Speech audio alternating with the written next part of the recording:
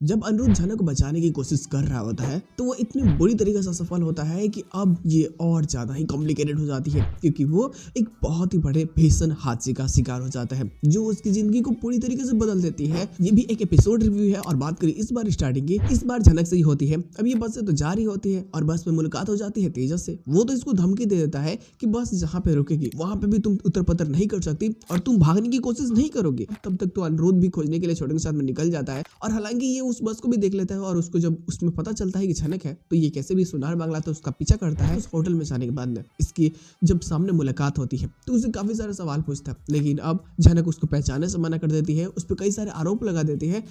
ये चाहती है उसके साथ में जाना, लेकिन इसको पता होता है कि शायद तेजस कुछ भी कर सकता है, तो जिससे अच्छा है कि यहाँ से इनका जान बचाना। तो वो उसको बोल देती है कि आप जाइए यहाँ से। कुछ गांव वालों की मदद भी ले लेती है जो आसपास के लोग वहाँ होते हैं और फिर झनक वहां से चली जाती है। लेकिन अनिरुद्ध हिम्मत नहीं हारता, ये कोशिश करता है कि नहीं, मैं नहीं जाने दे सकता और तेजस को मैं हरा करके रहूंगा। ये पूरा उसका पीछा करने लगता है। हालांकि इसके साथ में छोड़ के एंडिंग की जाती है, बात हाथापाई तक आती है, लेकिन कैसे भी माहौल को शांत कराया जाता है।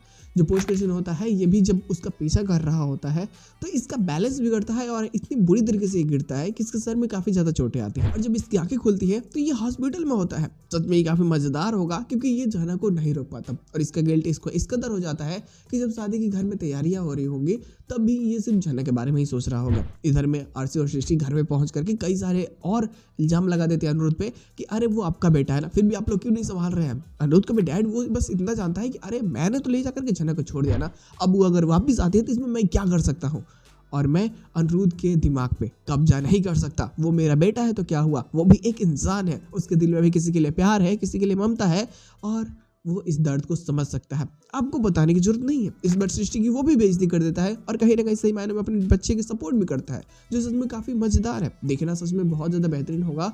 ऑन लोकेशन या फिर कई सारे फुटेजेस में जो निकल करके आएंगे वो कैसे एपिसोड को जस्टिफाई करती है और लॉट्स क्या क्या इंटरेस्टिंग चीजें लेकर के आने वाले हैं।